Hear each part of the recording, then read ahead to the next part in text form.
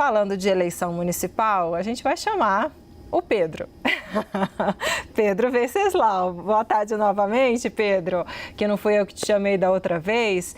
Olha só, é interessante porque até no texto e análise que você publicou em relação ao debate na TV Band na segunda-feira, você destacou que muito do debate foi focado na questão do apagão em São Paulo, troca de acusações, é culpa da prefeitura que não cuida da poda de árvores, não, é culpa desse seu governo federal aí, que é aliado seu, Boulos, enfim.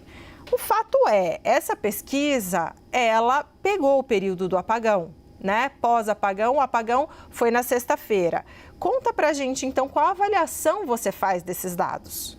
Boa tarde, Débora, a gente não tinha se encontrado aqui ainda.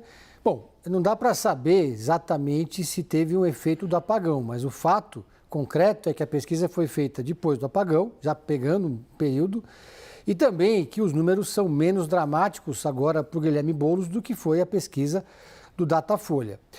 O que a gente está acompanhando é que desde que a chuva chegou aqui em São Paulo na sexta-feira, por volta das 19 horas, só se fala nisso.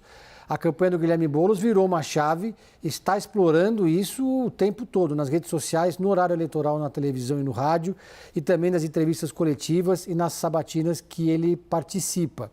É natural que, numa circunstância como essa, o prefeito tenha que responder mais do que o candidato de oposição. É natural que o eleitor esteja de mau humor e cobre também a prefeitura. Por mais que o prefeito coloque a culpa na Enel e por tabela no governo federal, o morador que está precisando fazer a poda da árvore vai ligar para um 56, que é o número da prefeitura. Agora, dito isso, o que a gente observa é uma dificuldade do Guilherme Boulos de sair daquela bolha da esquerda na qual ele se inseriu em 2020. E em 2020, sem estrutura, sem tempo de televisão, sem dinheiro e sem o PT, ele chegou no segundo turno, mas perdeu para o Bruno Covas. E os números são muito parecidos.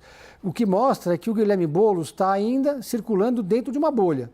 A bolha do eleitor do PT foi para ele, o eleitorado de esquerda, o eleitorado anti-bolsonarista está com ele, mas ele está tendo muita dificuldade de avançar para aquele eleitor mais conservador, não necessariamente o eleitor de direita.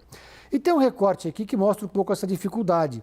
74% dos eleitores do Pablo Marçal vão votar no no Ricardo Nunes. E só 13% no Guilherme Boulos. Ele conseguiu morder um pedaço desse eleitorado. Mas já na Tabata Amaral, 54% vão votar no candidato do PSOL e 23% no Guilherme Boulos. Ele precisa tentar, pelo menos, reverter parte desse eleitorado da Tabata que foi para o Ricardo Nunes.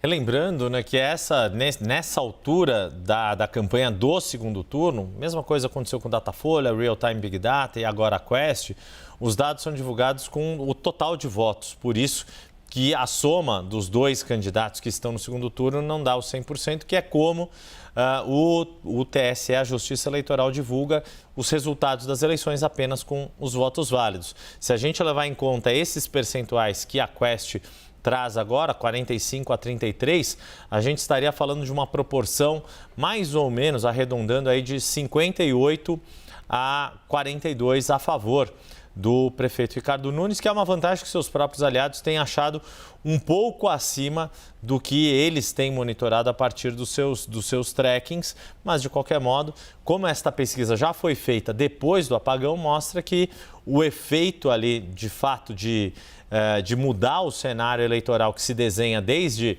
a saída das urnas do primeiro turno tem limites, mesmo diante do quanto esse assunto do apagão se tornou a tônica da campanha eleitoral aqui em São Paulo, nesta segunda semana de segundo turno. Obrigado mais uma vez, Pedro Venceslau.